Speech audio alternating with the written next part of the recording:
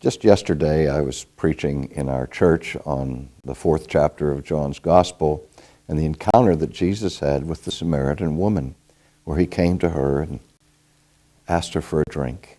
And then he said to her, if you knew who was asking you for a drink of water, you would ask him for a drink of water, and he would give you water that would have it so that you'd never be thirsty again. She says, let me have that water.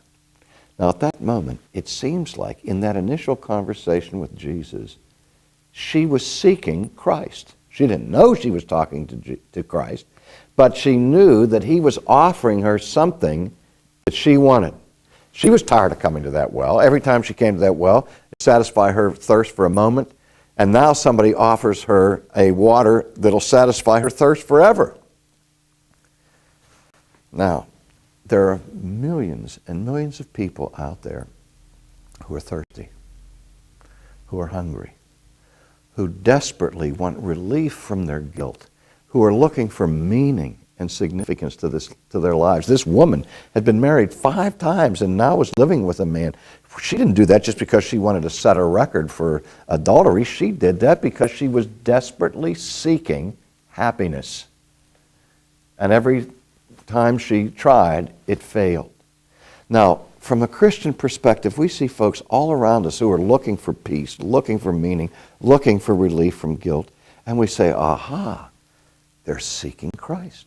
They're seeking God. In fact, we've even designed worship in America to accommodate these people who are not Christians but who are, quote, seekers after God. That in light of the unambiguous teaching of the New Testament that no one seeks after God. I don't begin to seek God until I'm a Christian.